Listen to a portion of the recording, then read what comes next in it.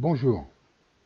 Nous allons voir un peu l'esthétique de XenView MP, c'est-à-dire la présentation de ce que vous voyez devant vous à l'écran. Ici, par exemple, pour l'affichage des miniatures, on peut bien entendu diminuer les miniatures et les afficher différemment.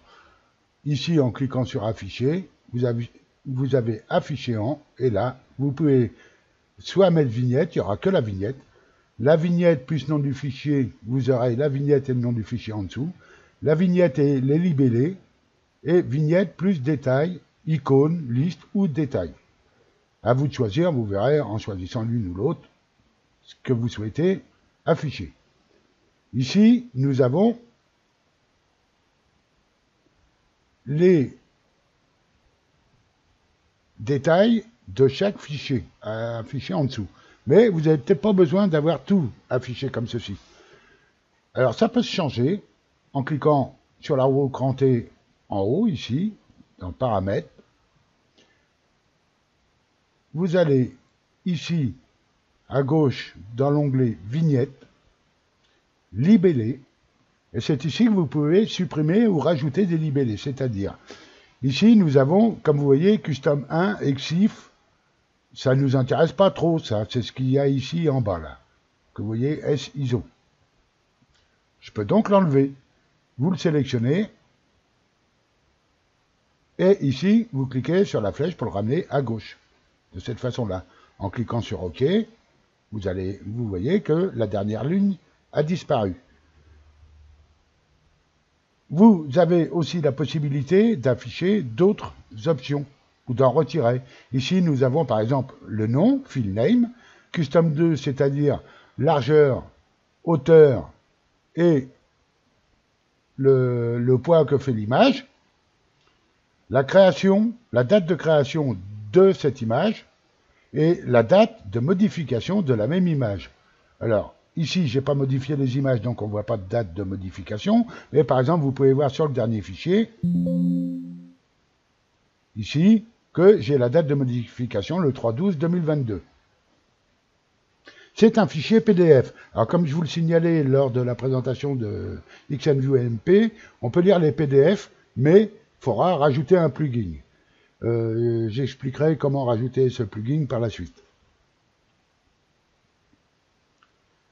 Et ce plugin, il vous permet d'avoir votre fichier PDF comme ça, de cette manière-là, et de pouvoir lire image par image, de zoomer, de dézoomer, etc. C'est un lecteur PDF en fin de compte. Et vous pouvez faire en sorte, comme vous pouvez le constater, ici j'ai une image en PNG, un fond plus ou moins rose avec une écriture noire. J'ai un format GIF, un fond vert avec une écriture noire. C'est-à-dire qu'à chaque extension de fichier différente, je peux afficher un fond différent, d'une couleur différente, et avec une police d'une couleur différente. Ici, j'ai rajouté mon fichier PDF, mais je n'avais pas d'extension PDF dans les options. Je l'ai donc rajouté. Je vais donc la rajouter devant vous pour vous montrer comment ça se passe. Vous cliquez toujours sur la roue crantée Paramètres, ici. Vous allez dans la liste des fichiers, ici, puis couleur des formats. Et ici, vous pouvez constater qu'on a plusieurs couleurs de formats suivant les extensions. Alors, vous pouvez les changer, bien entendu. Alors, à savoir, par exemple, si je sélectionne la première en haut, JPEG, ici, la première couleur que vous voyez en blanc, ici, c'est la couleur de fond. Et la couleur noire que vous voyez, c'est la couleur de police. Maintenant, j'ai la possibilité, j'ai toutes ces extensions, mais je peux en rajouter d'autres.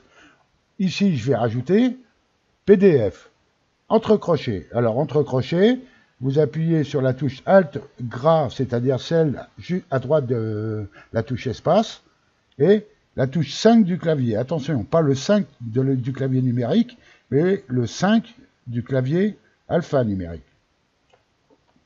Comme ceci, vous rentrez PDF, et ensuite toujours Alt gras, et celle qui vous sert à fermer une parenthèse,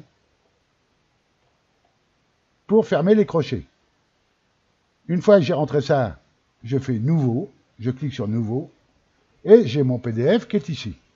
Mais mon PDF, pour l'instant, il n'a toujours pas, ici, de couleur de fond et de couleur d'écriture.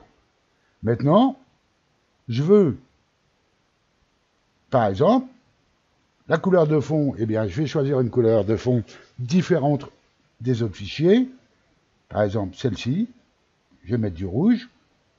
OK. Et j'ai le choix entre une couleur blanche de police à l'intérieur du rouge, ça se verra, ou une couleur noire. Je vais donc laisser en blanc. Et comme vous pouvez le constater, j'ai ma couleur rouge de fond avec une police blanche. Voilà une façon d'améliorer un petit peu l'affichage et de bien reconnaître la différence entre les extensions de fichiers que vous avez dans XNView. Nous verrons par la suite comment ranger vos images par catégorie. Fabriquer une catégorie, c'est-à-dire en créer une, et ranger vos images dedans par catégorie, animaux, travaux dans votre maison par exemple, ou autres. Merci de m'avoir suivi et à bientôt.